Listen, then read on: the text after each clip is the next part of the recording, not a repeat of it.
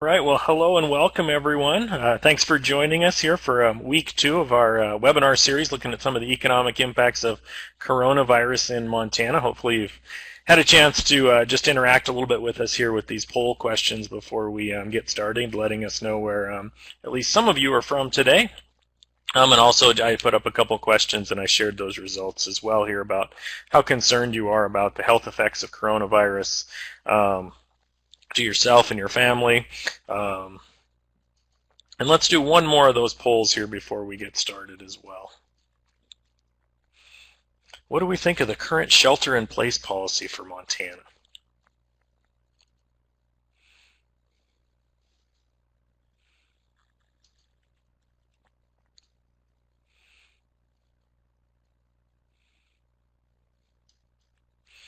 All right, so these were just a little bit of, some fun ways to interact a little bit with you and see what you all were thinking. Also a little bit, looks like we got a pretty good range of folks from across the state, and it looks like a pretty big contingent from here in the Gallatin Valley as well. So glad you all could join us today. I didn't share the results of this last one here about the current shelter-in-place policy. So about 80% of us are saying that that's just about right. There has been a little bit of debate lately in the popular press, at least, about what the correct health response is in terms of some of that as well. So just wanted to give everybody a chance to share a little bit about what they were thinking on that. As many of you were on last week, economic impacts of coronavirus in Montana. Montana State University Extension is coordinating this, but we've invited in some outside experts as well. Last week, we had Pat Barkey with the Bureau of Business and Economic Research, George Haynes with MSU Extension, and myself, Joel Schumacher, also with MSU Extension, present. And we did put a recording of that up on our website, and I'll show you where that website is here in just a minute. We did schedule at least 4 of these, so today is week 2. Week 3 of our series here is going to look at different aspects of the agriculture market. So we're going to have Dr. Eric Velasco talk about some cattle issues. Anton Beckerman is going to talk about some supply chain things. And then Gary Brester, an emeritus professor from our department, is going to talk about some food supply chains in a little bit different way. So that will be next week, also on Thursday at 2. So mark your calendars for that. The login information will remain the same from week to week. So if you've got it for today, you'll also have it for next week as well. We did record last week's webinar. We put it at this website that's on your screen here. If I get a chance, I'll put that in the question and answer pod a little bit later. And also, we'll keep our upcoming schedule there. We have committed to do at least 2 more weeks, and we've already got a couple speakers lined up. We're just working on some titles for the April 23rd session. If it looks like we've got a lot more things we think we could share with folks, we may add additional weeks as well. So, but if you haven't been to that website, I encourage you to go to that to keep up with either the old recordings or if you want to share it with someone else that didn't get a chance to see the session live. All right, so with that, I'm going to introduce our first speaker here, and I'll keep the introductions pretty short. But Tino Sonora, who is with the Bureau of Business and Economic Research over at the University of Montana. He's going to talk to us a little bit about the health of the macroeconomy, and when he has wrapped up, any questions that you've sent in that question and answer pod there at the bottom of the screen, and those are anonymous questions, I will go ahead and read those to Tino, and we'll see if we can get a few answers to those as well. So with that, Tino, I'll turn it over to you. Thanks, Joel. I'm just double checking everybody can hear me. Is that yes? Your audio sounds good, Tino. Fabulous, thanks. Well, we've all become accustomed to these Zoom-like meetings, I guess we'll call it, and I'm still adjusting to it, so it's always interesting to do, and staring at a computer rather than a group of people.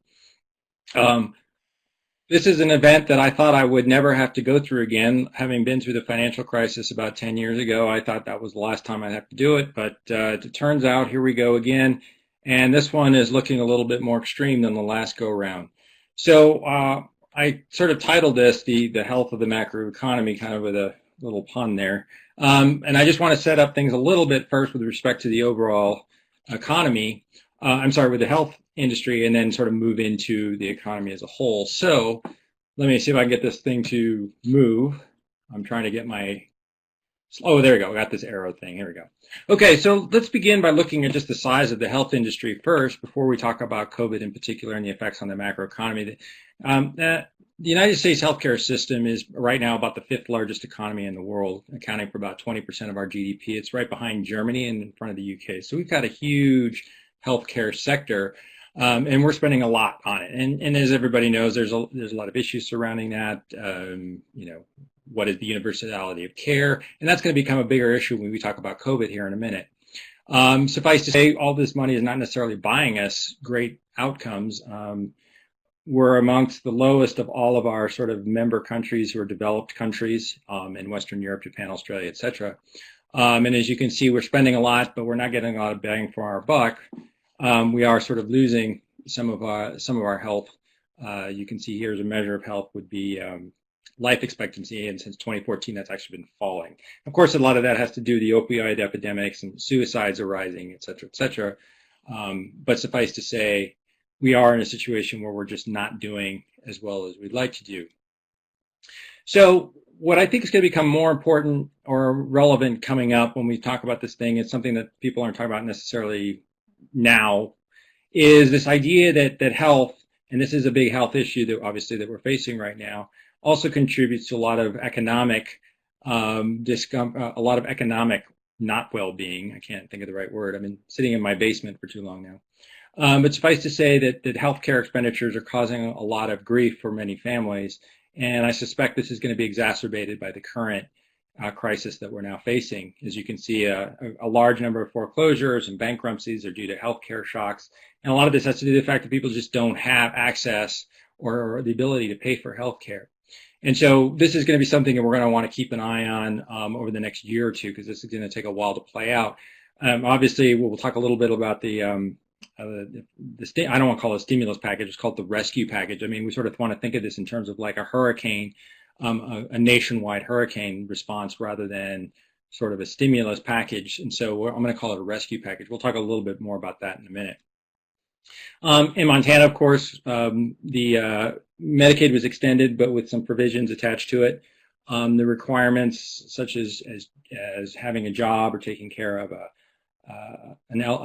sick family member or vocational training or whatever, those requirements have actually caused Medicaid recipients to lose some of their coverage, or will lose some of their coverage this year.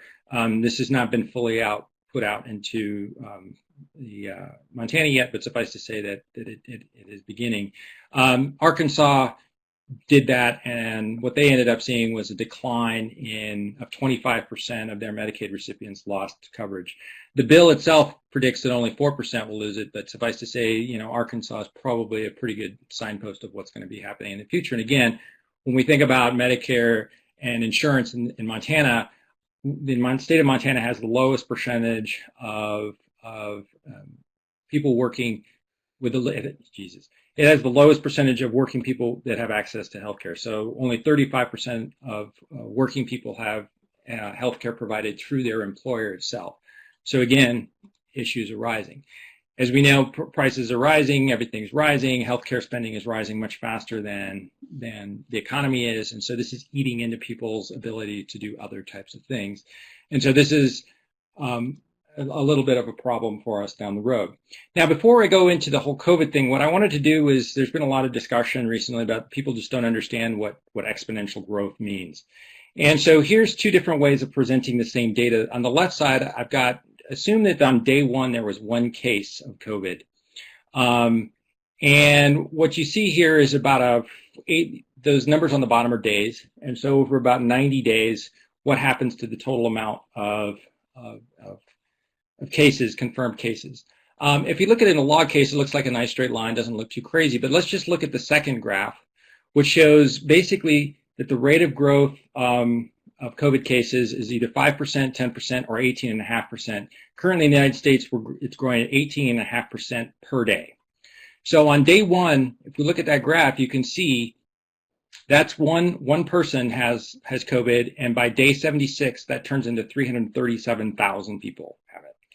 We're now currently in the 400,000 range, or over 430,000 range. I can't remember. I've kind of given up trying to keep up with the numbers because they're happening so fast. But suffice to say, what this picture is trying to show is just how quickly this can grow and how quickly it has grown.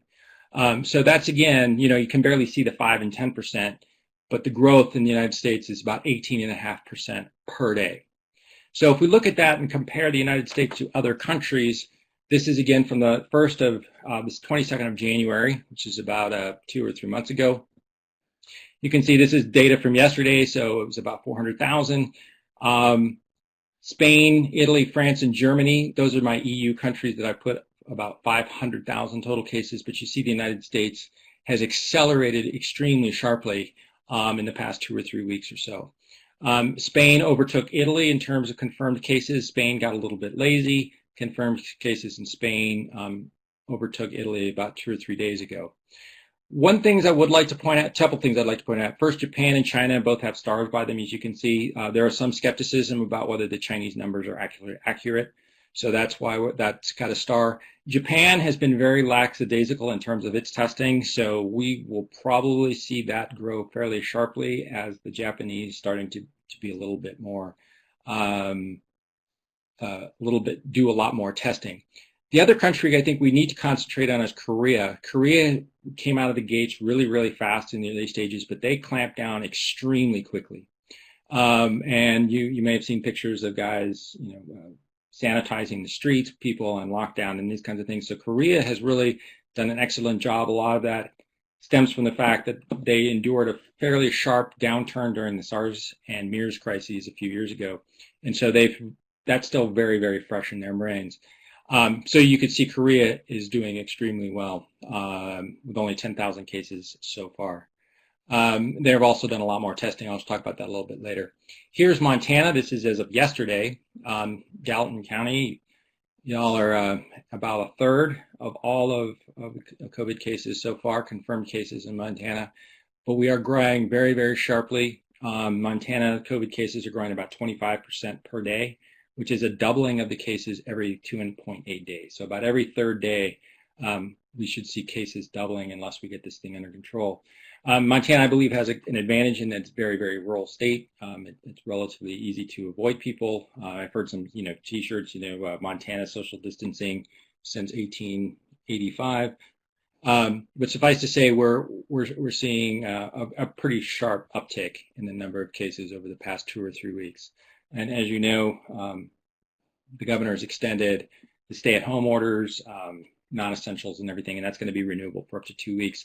Today, I just read an article saying that the hope that the warmer weather will actually end this crisis is now been disputed, and people don't actually believe that. So we could be on quote-unquote lockdown for quite some time. Here's the number of testing that's been done per million, excuse me. This was data from a couple days ago. You can see that Italy has increased, South Korea's tests are increased, and the United States is well behind the 8 ball. We've got 2 different United States data points. One is from the CDC and one is from the COVID tracking project, which basically is a volunteer group, which tracks all tests that are done, whether they be at the state level or hospital level, to the best of their ability. And we are still well below both Italy, Canada, and South Korea, as you can see. I suspect cases will start to increase again when testing becomes more universal. There has been some good news for Montana anyway, coming out of the Institute for Health Metrics and Evaluation, which is an independent group at the University of Washington. This is their projected forecast deaths over the next 2 or 3 months. And as you can see, they're forecasting the median death could be about 25-ish or 22-ish. At the high end, they're predicting 35, and at the low end, they're predicting about 15 or 14. So Montana's going to do relatively well, according to these guys, in terms of how well we deal with this crisis in terms of our health. Also, Montana, according to their research, has sufficient quantities of things like beds in our hospital system to deal with this. Ventilators and tests and gowns and masks are another matter, just like the rest of the country. And unfortunately, our state is in a bidding war with other states to get all of this equipment, which is kind of driving up prices for all of this type of equipment, unless the federal government starts releasing some of these stocks or buying them from individual producers.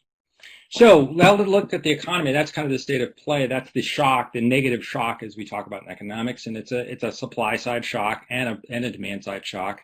Us sitting at home, we're not out going to restaurants. That's the demand side, and moreover, restaurants are shut down, and that's a supply side. It's an oversimplification of the issue, but suffice to say, it's a pretty pronounced problem. And so, right now, our economy is basically experiencing, and not just our economy, the global economy is experiencing supply and demand side shocks, which are negative. I first really got looking at a lot of this data about 3-4 weeks ago when stock markets and bond yields started going berserk, and that was about the third week of February. On the left-hand side, you see the 10-year bond yield and the United States exchange rate. First and foremost, let's talk about the bond yield. You can see the bond yield fell about 1% to below 1% for the first time ever. This is basically a flight to safety. People buying up U.S. debt as a place to sort of park their money during this crisis. At the same time, if you look at the timing of the exchange rate, the United States is considered a safe haven. And so what we're seeing is globally people moving their money out of foreign currency into U.S. dollars and U.S. dollar denominated financial instruments, whether they be bonds, likely to be bonds, et cetera, et cetera. So you see a very, very sharp appreciation of the dollar. According to the IMF, roughly $90 billion of foreign capital have left developing countries. So this is going to be something we're really going to want to keep an eye on as well. And moving into the United States. The right-hand graph shows the S&P 500, which is just sort of a standard stock market, just to show you the relationship between bond yield and stock markets, people moving out of stocks into bonds. And the red line is the VIX index, or the so-called fear index. And you can see that went from about 14 or 15 during roughly the same period to over 80 within 2 weeks. Normal is about 12 to 14, and that is above where the VIX index was during the financial crisis. So there's a lot of uncertainty, and that's the word we're hearing a lot. There's uncertainty around every corner, and that is and that's reflected in this VIX index. Although it is nice to see that the VIX index has started to drop, suffice to say there's still a lot of uncertainty out there. About 3 weeks ago or so, I started doing my own estimates, and when I did these original estimates, these are probability of a recession. As you could see, if you look at to the far right, the probability of a recession over the next 2 or 3 or 4 months or so is basically 100%. My guess is we're already in a recession, and so I started doing this about 3 or 4 weeks ago, and 3 or 4 weeks ago, these recession probabilities were still in the 60 to 70% range. And so what we're seeing here is that like I said, the recession is obviously here now. 3 or 4 weeks ago, we were less certain, but this is just to show you sort of where I think we stand.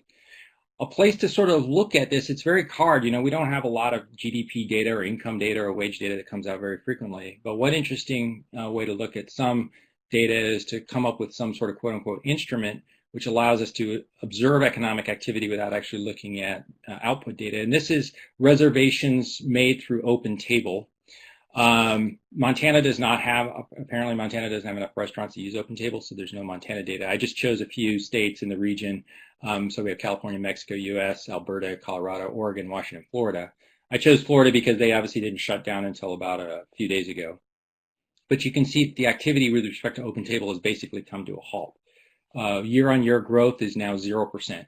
So there has been zero, or it's down 100%. I'm sorry, declines in 100%. That's 100% of people not going to restaurants, et cetera, et cetera.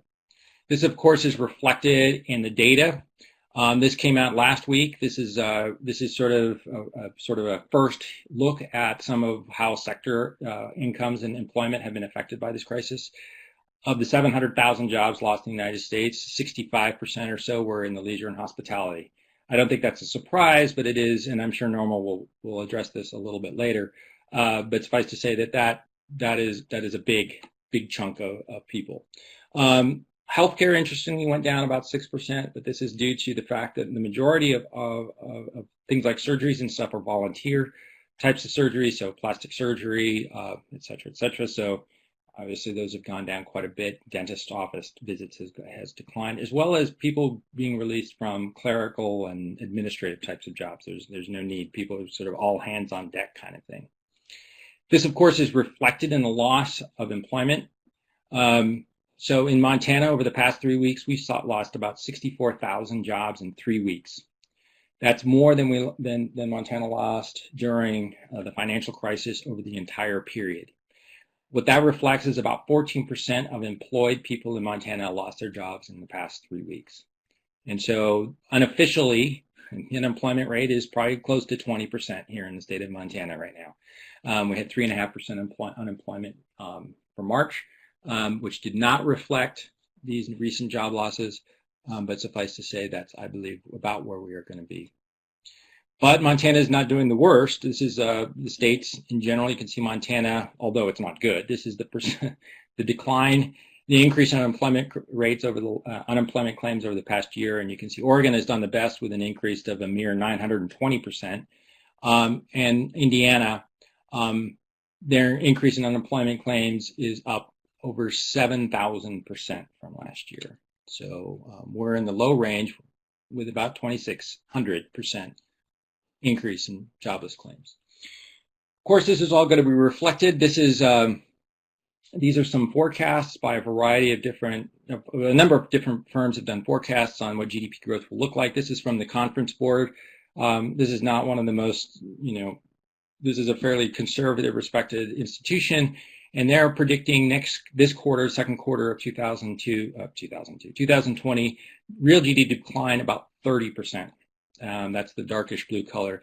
The next color over, which is about almost 40%, that's the decline in consumer expenditures over the second quarter of this year. You see that they predict a relatively short but steep decline in GDP over between the second and third quarters, and then I actually see quite a strong bounce back in the third quarter or the fourth quarter of this year, and so that the average economic growth, average GDP growth for the year will end up about -6%. The CBO is projecting 28% decline in GDP this quarter, and Trading Economics is relatively low with a 17% decline in real GDP in the second quarter. So what about the fiscal policy response? There's a lot going on. There's still a lot of unanswered questions. Of course, it's about $2.2 trillion right now, probably insufficient. The $1,200, I guess, is slowly but surely making its way into people's paycheck. It's a one-time payment. It's happening probably too slow. It does extend unemployment insurance for up to 26 weeks, and adding an additional $600 per week, and it also includes your state benefits. Approximately $500 billion will be going to corporations, $370 billion going towards small businesses. There is a new bill being designed as we speak, which I believe is doing another $300 billion on top of that. You can see again the rest of the breakdown.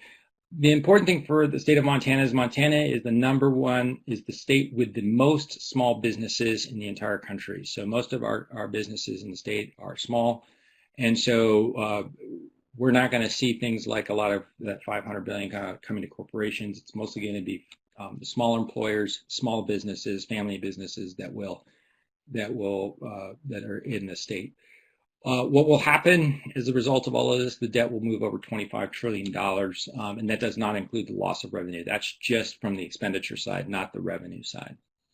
Some final thoughts. I'm trying to be quick here. I know I don't have much time.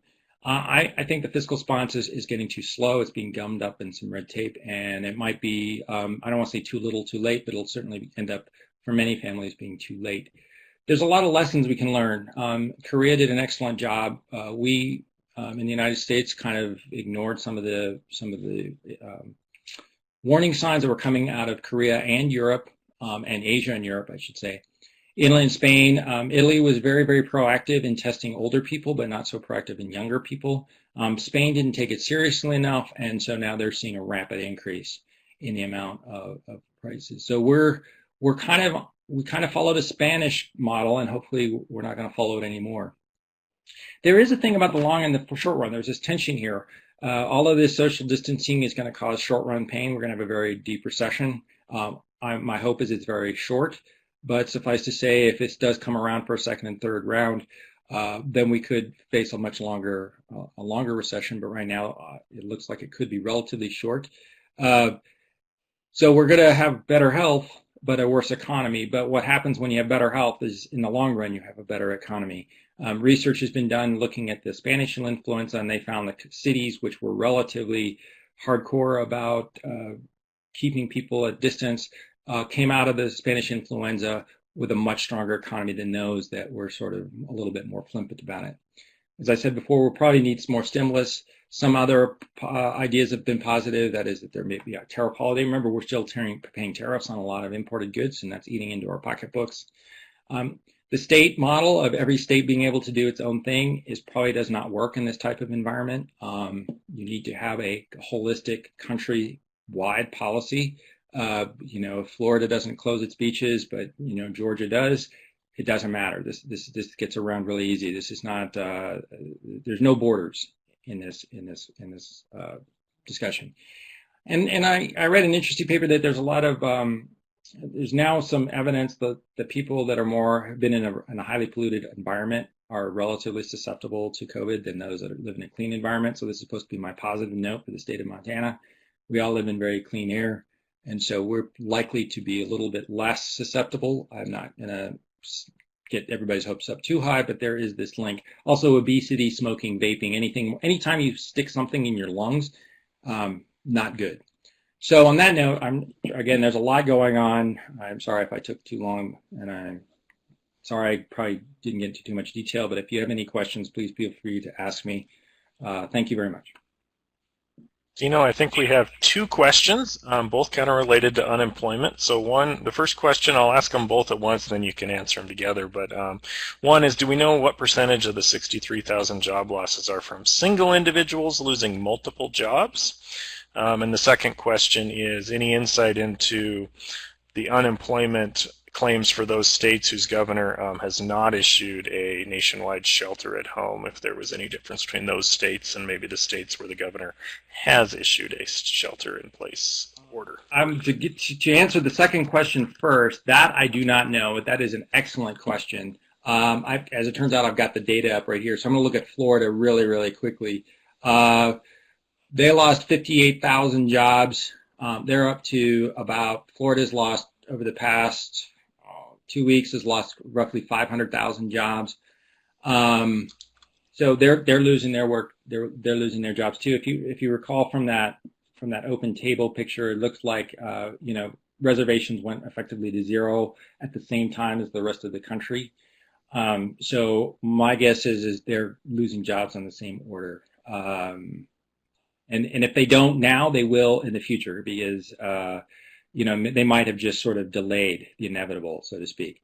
In terms of the first question, this is first-time claims by individuals. We don't have much more data at the state level than that at the moment of who these people are. All I have is total numbers of lost jobs. And the one that was released today was 20,011 people were first-time claimers. I hope that answers the question. All right, Tino. Yeah, well, thank you very much for sharing your knowledge with us, and I'm sure lots of folks will have some additional questions as they sort of think things over the next few days. Yes, sorry, Joel, you can email me too if you like. So there's my email addresses up there. So. Excellent. I appreciate that, Tino. Yeah, so if you haven't written down Tino's email address, it is there, and if you do forget it, you're welcome to email me, and I'm happy to share that with you as well. Continuing on to our second speaker here today.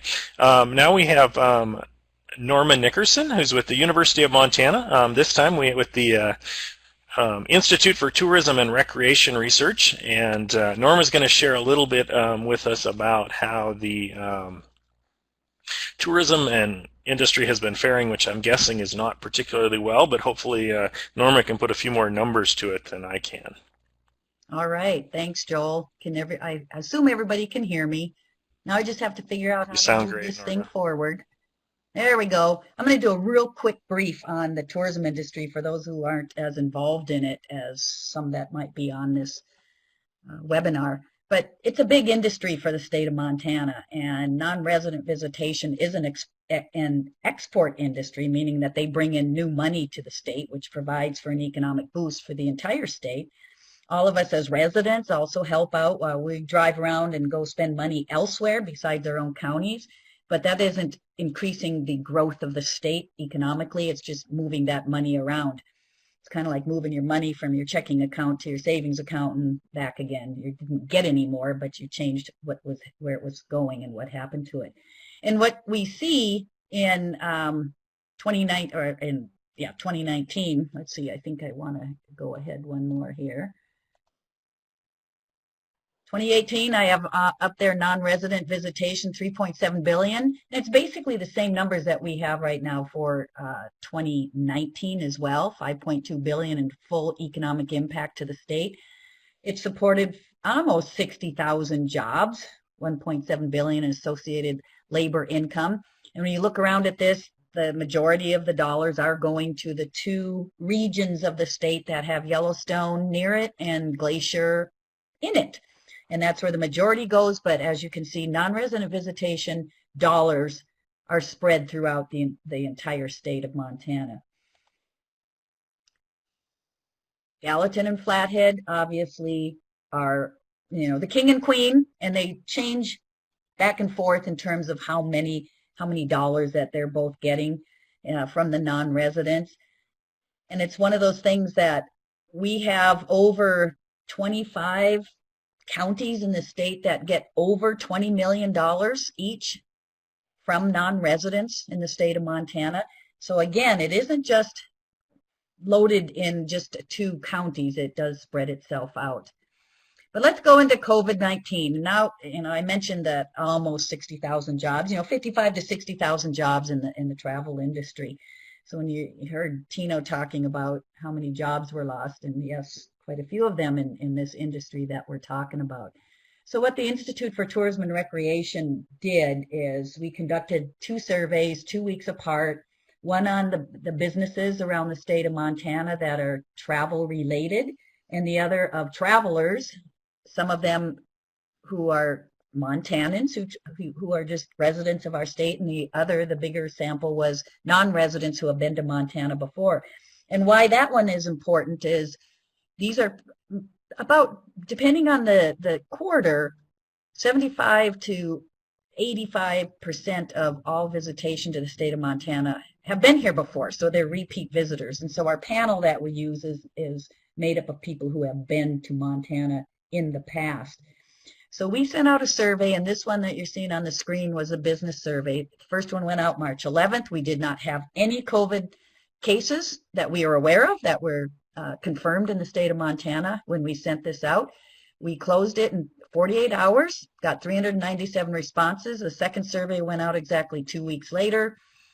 On March 25th, closed that in 48 hours and got 919 responses. Now, I'd like to say that it was that much more of an interest in the topic and people wanted to say something, and I think that had a lot to do with it. But we had help from chambers and CVBs and others that we didn't get as much help from the first time because we didn't actually ask them to. And the second time we did, because we know they have contact with a lot of the business people that maybe we don't have on our list. Anyway, let's talk about the businesses. And this one's, it's interesting. Cancellations. 36% of the businesses on March 11th had already experienced cancellations.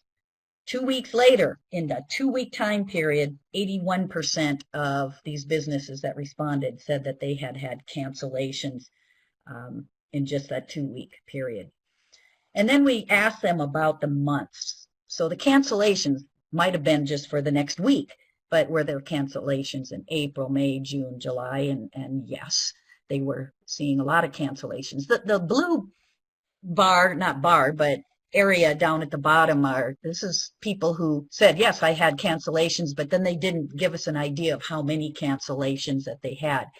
But all of these colors on here represent cancellations up to the highest one, the darker kind of red, where that particular respondent had 51 or more cancellations in the past 2 weeks. And you can see by each month that they were getting cancellations out into July, which is always a little bit scary because they're looking ahead and going, I don't think I can do that trip anymore.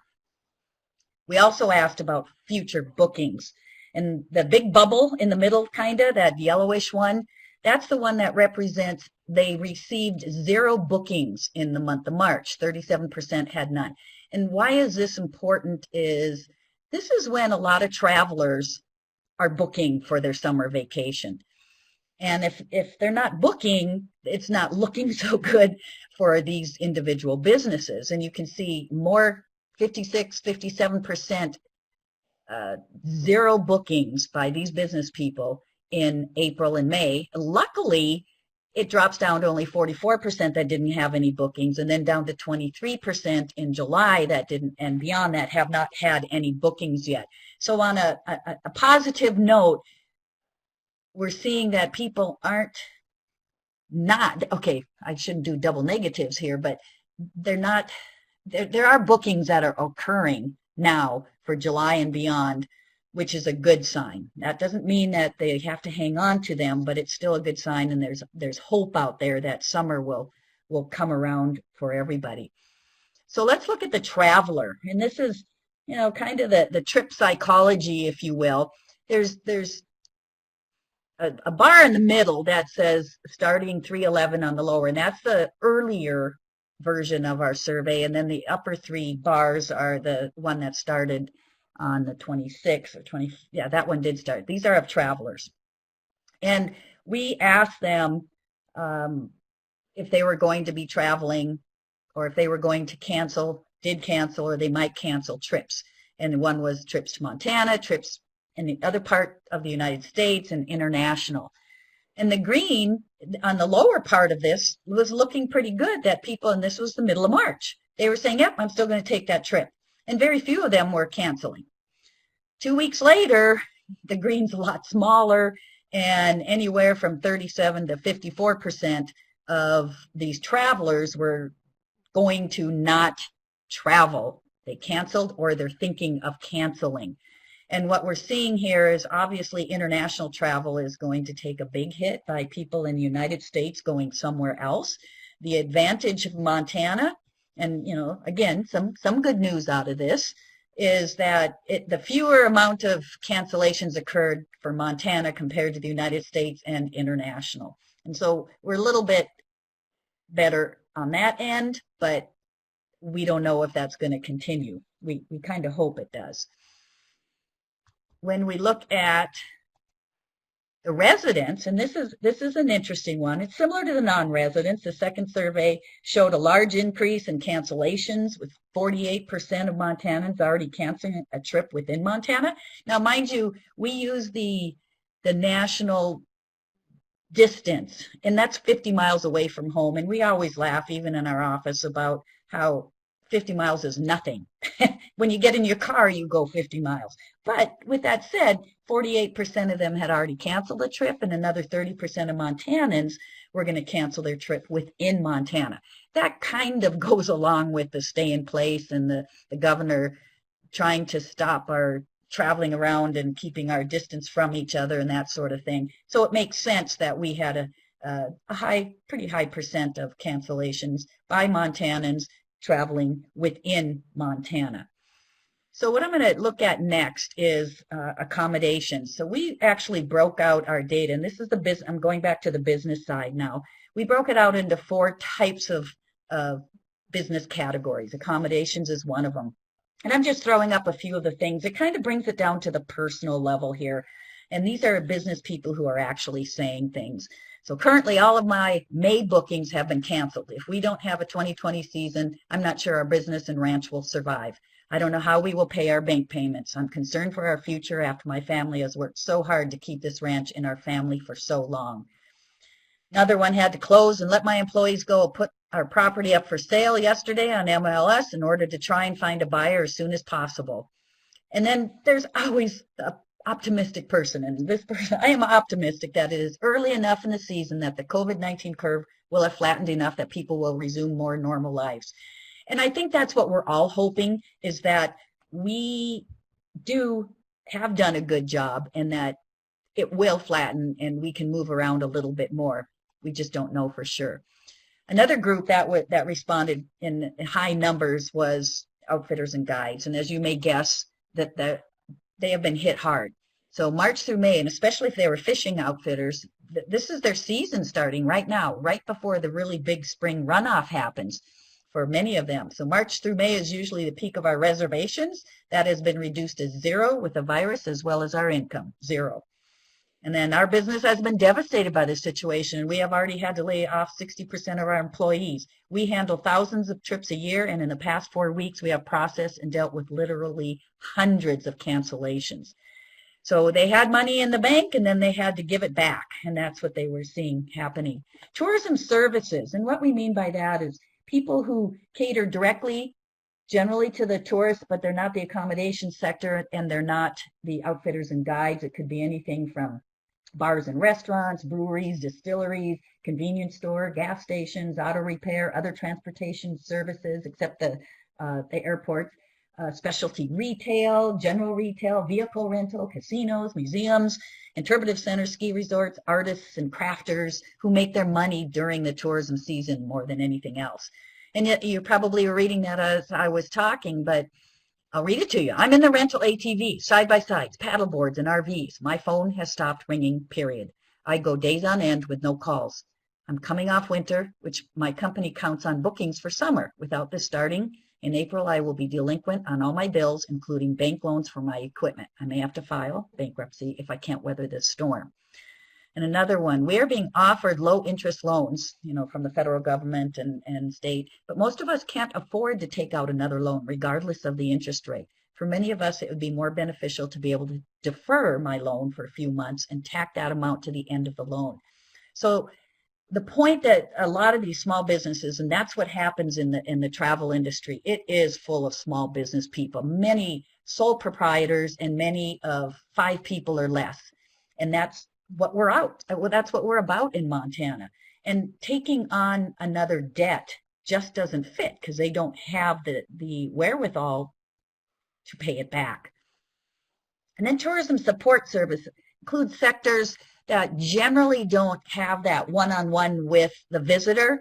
It might be the rental management companies, tourism promotion advertising agencies, some of the CVBs and Chamber of Commerce's that deal in the tourism world, event coordinators and managers, some land management, and I know they do deal with one-on-one, but they have a lot of other things that they do in their particular world, finance, accounting, association directors, that sort of thing, nonprofits.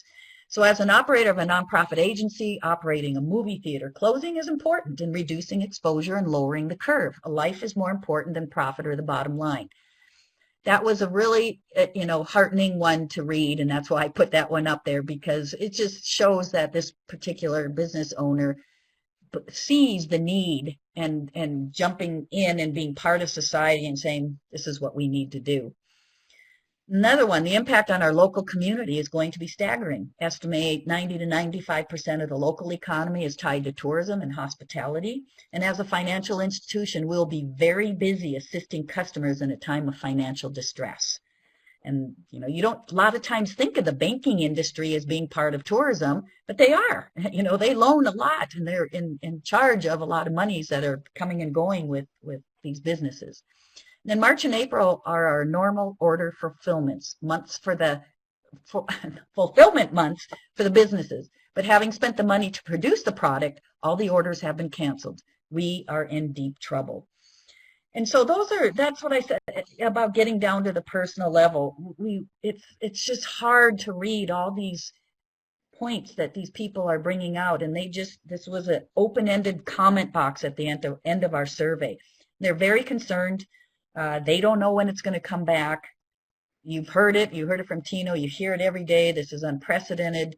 But the other word that really stands out is the uncertainty. Because if they think they can hang on for 2 months and they know then it's going to get better come summer, people are able to do that. But right now, nobody knows. And so it's really scary. So I just want to summarize with, a few thoughts on how this is all playing out. So quarter 2, which is April through June, obviously, for our non-resident spending in Montana, that represents 24% of the total yearly spending. And quarter two, one of the people who responded said, it's toast. We won't have any business, and we're already writing this one off, the quarter off the books. Now, some of them think it's just April and May, and some of them think it's the whole entire quarter. And it's hopeful that there will be some changes in June, but we don't believe that it's going to come back all that strong. Quarter three, which is July through September, obviously, represents 50% of all non-resident spending in Montana. And so in one sense, we are hopeful that the masses will get out and play in Montana with our wide open spaces and easy social distancing. But on the other hand, if they all come and someone brings that virus with them, are we starting over? So those are the types of things that people are wondering about. It's that uncertainty, and it creates the difficulties in any sort of future planning that they're trying to do. So once again, the good news is that everyone is hopeful for summer. The number of cancellations, as we saw in our data, is into the summer is low. The number of bookings, 0 bookings, is not as high in the summertime for summer months. That's good. You also see from the psychological point of view that people, all people almost, want and need to travel. Might mean that we see more people with masks on throughout the summer that are visiting and doing their vacation. We might see restaurants that have fewer tables and they're spreading them apart more. And people, I don't know how you eat with a mask on, but anyway, but we might see that. We're going to see accommodations increasing and changing their cleaning protocol so that people feel comfortable and okay with staying in a room that, maybe somebody was ill when they were there. And I think that we'll see visitors being more cognizant of people around them and trying hard to keep their socially acceptable distance away. And I think we're going to see that throughout the summer. Let's just hope that we are able to see that, because that means that people are coming to Montana and spending a little bit of money to help in that economic distress that's going on right now. So with that, I'm going to say thank you. If you want to go to our website and see any of our other reports, they're always on there for you. I should have put my email address on there, and I didn't. So Joel will have to take any that you have if you have extra questions. Okay, so Joel is having some internet challenges, as a lot of us, I think, are right now. So I'm going to take over as the host, and I see we have one question. Norma, do you know anything about what the national parks are doing to prepare for restarting, or reopening, rather? No. I wish I did. They don't even know, and that's why there's not really an answer out there.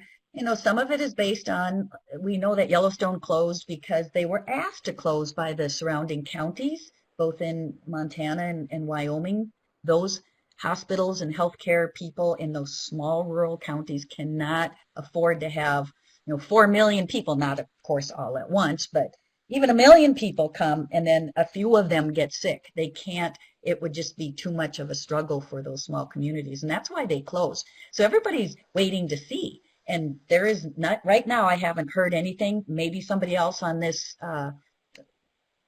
this list of people who are watching knows, and they can't talk, so maybe they can email me and let me know that. But I have not heard of where it's going to go. Okay, so someone else is chiming in and saying that not until the state approves the opening of the communities surrounding the parks, which makes sense. We also had a question about presentations being emailed to the people watching. If you'd like an emailed version, you can get in touch with Joel or myself, but we will be putting them on our website, which I think I have a link to at the end of my talk, which is next. But it's just the COVID-19 website, which is part of the farm policy page through MSU Extension. You should be able to find that relatively easily. All right, so I am going to take over here and talk a little bit about agriculture. So thanks a lot, Norma. Okay, so COVID-19 and agriculture in Montana is where I want to go, but I'm going to start with sort of a big picture first, and that is in the national and global context. So what we're looking at here is just COVID cases across the world. You can see the big circle over the U.S. We now have the most COVID cases, and a lot of our trading partners are following suit in one way or another. So we trade a lot with Canada and Mexico. Incidence down there has been, or in both of those places, has been relatively low. But we also trade a lot with Europe and Asia, and those are places that have been hit pretty hard, which makes trading difficult. So that is the case, but we already had kind of a lot going on in our agricultural economy. So 2019 was not a great year for the U.S. Ag scene overall. We had a lot of natural disasters, pretty bad weather. We saw a lot of prevent plants, not here in Montana, but in the Midwest where a lot of our production value takes place. And then harvest was also really, really challenging. We've seen a couple years of a trade war that has put prices down lower than I think what a lot of us would like to see. And on a global level, we're also seeing price pressure in the downward direction just from the large stocks that we've had, particularly in grains over the last couple years. Add to that just sort of general uncertainty, and you end up with a scenario that had a lot of farmers pretty stressed out to begin with. So the graph we're looking at here is just what we're looking at in terms of net cash farm income for the looking forward into the 2020 year. This was made back in February, and those projections were that we would be relatively similar to last year. Of course, all of that has really flown out the window now. So when I talk agricultural outlook, I put this graph up a lot, and I think there's definitely some skepticism about how it matches with the Montana scenario. But this is the Ag Economy Barometer, and what it does is give sort of a snapshot of a sentiment index for the agricultural economy as a whole. So 100 is kind of the baseline, and last month, February, it reached an all-time high of 168. So really very positive sentiment about the agricultural economy. It really dropped off in March, which is the latest reading, down to 121. It's still more optimistic than I would be thinking at this point, so it's still above what they sort of consider as the baseline. And that is really because of what we've seen happen to prices for a lot of agricultural commodities since this hit. So this is something that the Farm Bureau put together, and what we're looking at is price changes since January 14, when the outbreak was confirmed by China. Prices for a lot of these goods were not looking all that great then. So this is really falling further from where they were. Wheat, relatively little change there. Soybeans are down 10%. Corn and ethanol have been really hard hit just because of links to oil markets, where prices have really dropped off. Cotton has been hit hard as well. So this is a pretty obnoxious slide title. But we saw those corn prices really take a dip, and the corn situation is looking very strange right now. So the prospective plantings report, which is something that the USDA publishes every year, came out March 31st and showed a large increase in planned corn plantings for this year. So corn plantings were up 8%. Corn prices are not good, and there is a huge link to ethanol markets. About 40% of corn goes to ethanol. that market is looking very poor right now. So there have been a couple announcements about bioprocessing, which is just the process of making ethanol. They'll be left idle, as well as some that were in the process of being built. They've decided to stall that process. So a big reduction in corn demand. That same report showed that soybean plantings were up 10%. That's another category where we've seen lower prices. Part of that is because of the link to China and the trade war that we've seen going on. There is some optimism there, though. There is still talk of this phase 1 deal with China. And so there is some optimism surrounding that. So soybeans may not be an entirely bad story. Wheat plantings across the U.S., they were down 1%. In Montana, they were actually up a little bit. This is probably good news for Montana. If that supply does not increase, that is just one element that will not be putting downward pressure on prices. Other markets are also struggling, so fresh, really anything. So we've seen stories in recent days about kind of dumping of milk and produce. This really highlights the challenges that we have with our current delivery system, which is just-in-time delivery in times of crisis. And so as we shift from providing food to restaurants to providing food in the grocery stores, where that demand is really spiking, there's a lot to work out logistically. Cattle markets are a mess. We'll get into that more in a moment. Direct-to-consumer is a really interesting thing right now. So a lot of farmers and farmers markets that maybe provided vegetables or fresh goods directly to restaurants have been hit pretty hard. But there's been some really interesting scrambling to address new markets with some success. So one example here is the Bozeman Winter Market has this local food resource guide, and in that you can look up where you can find local foods, and you can find places that will deliver straight to your door. So last week I ordered dinner, I got a bag of carrots, I got some cheese, and it totally made my day. So some bright spots there. Another potentially bright spot, which Tino talked a little bit and we talked a lot about last week, is this CARES Act.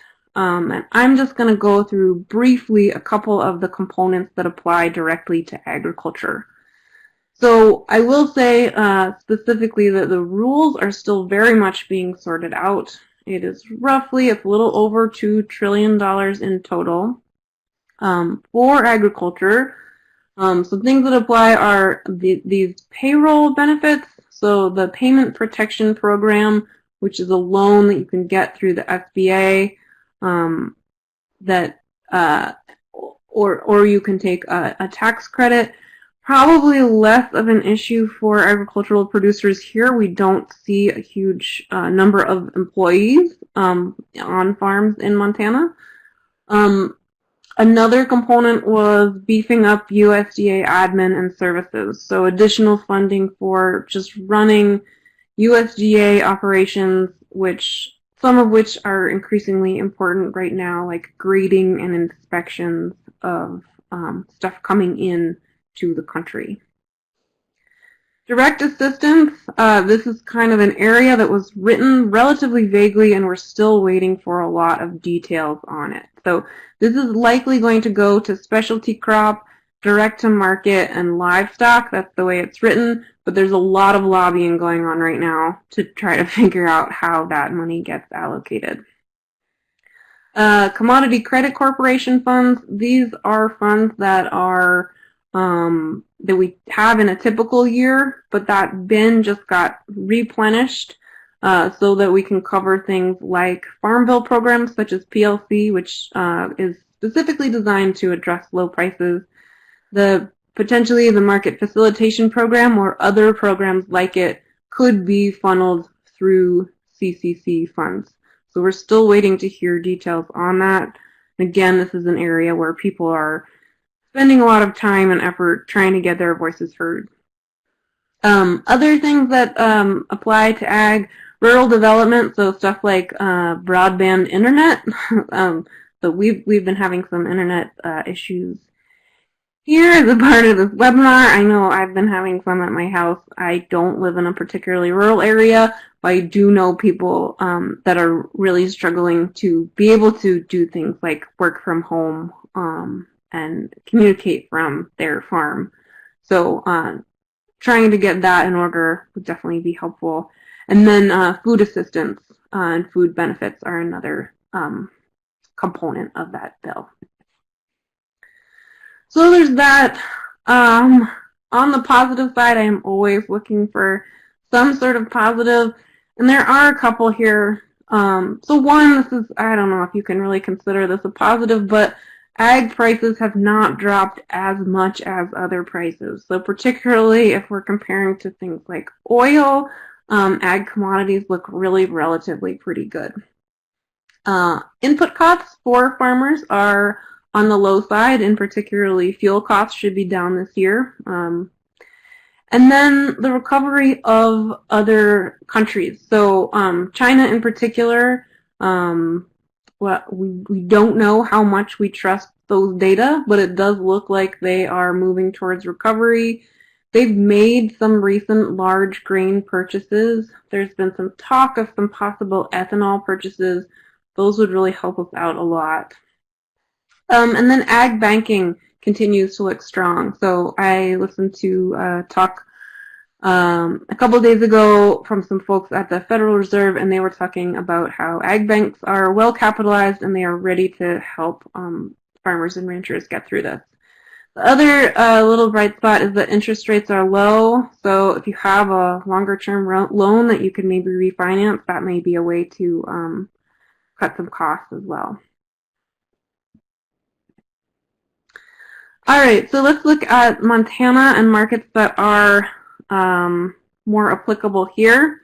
So right now we're looking at futures prices for a September contract for wheat on the left and feeder cattle on the right. Both of those markets took a really steep dive mid-March. Wheat has had a pretty big rebound. So the price of wheat is just, or for hard red winter wheat, is just under $4.90. Not, I think, what is an ideal price for a lot of folks, but a lot better than where it was. Cattle, on the other hand, dropped, had a rally, and then kind of dropped again. So feeder futures have dropped about 20%, and live cattle futures have dropped roughly 30%.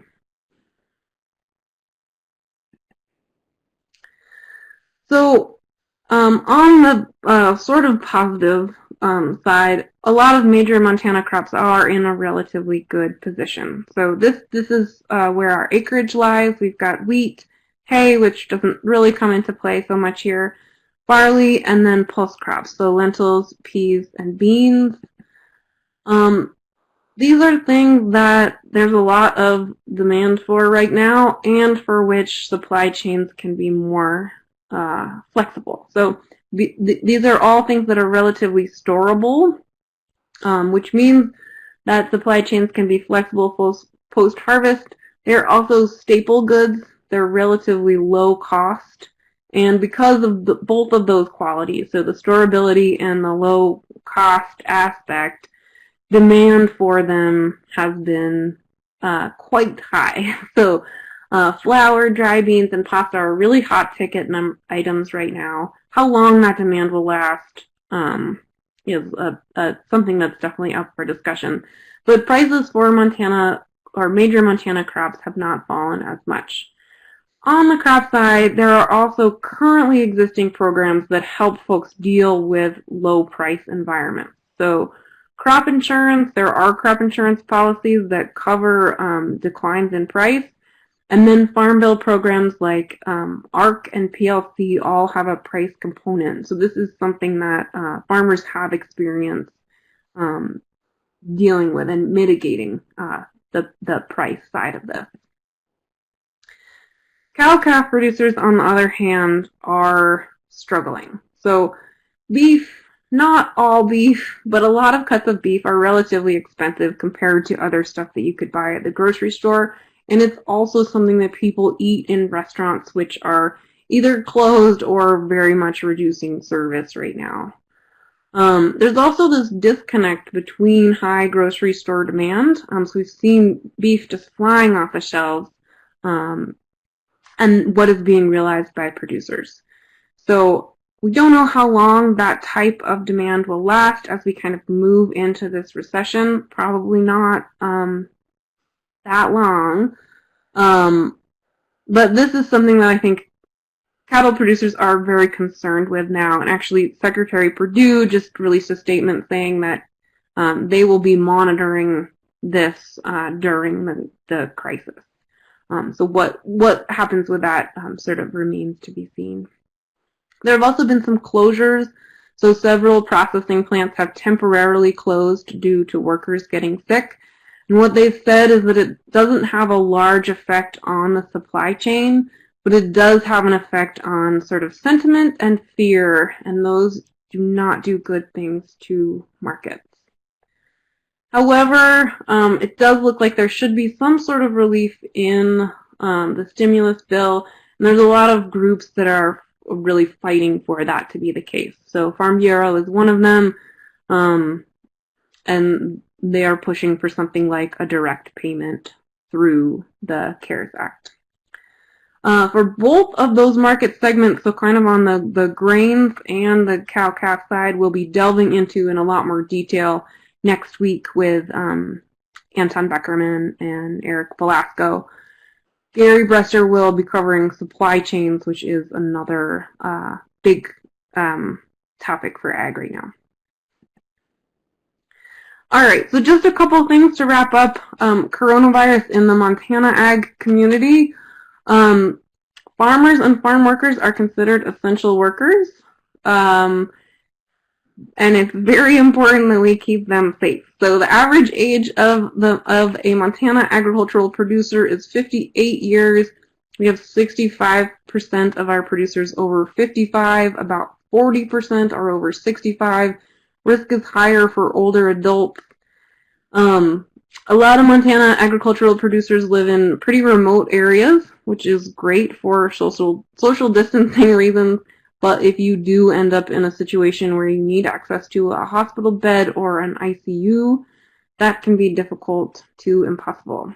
So looking at kind of Montana on this map here that I pulled up, a lot of eastern Montana currently has no reported cases of coronavirus.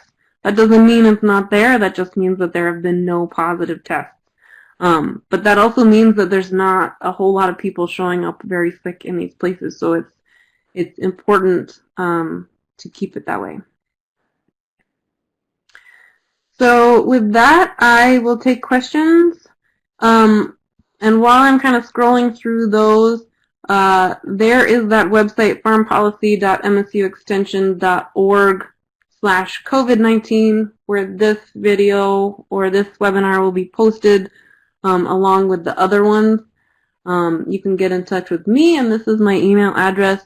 And then on ageconmt.com, which is our department's fancy blog, we have a number of different posts about different components of coronavirus and how it relates to the ag economy and the overall economy as well.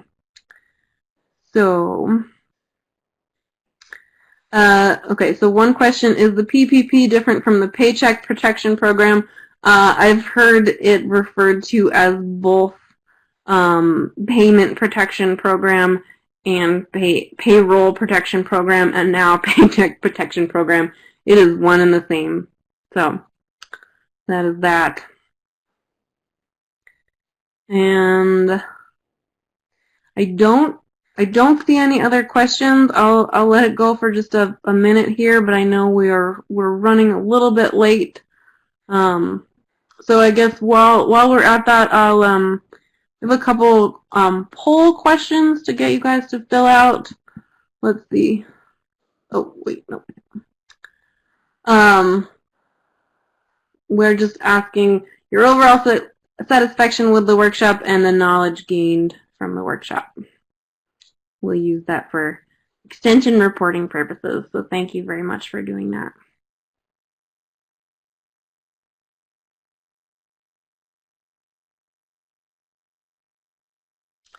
Oh, and lastly, I just want to remind you about next week.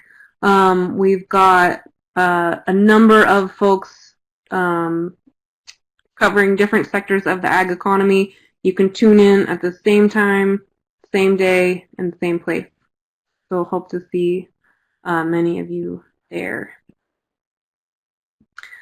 So someone asked what direct assistance is being considered for livestock producers. I think that at this point really ranges the gamut here. There's the way that the bill was written, it is not very specific. I've heard talk of something like a direct payment, but exactly how that would be calculated, I don't have any of the details on. So, as Tino said, I mean, this bill is out, but kind of the logistics of actually getting money to people, not just for the individual stimulus checks, but kind of across the board, that still is very much being worked out. So I will be anxiously watching that. All right, so I think I'll sign off here, but thank you guys very much for showing up, and hope to see you next week.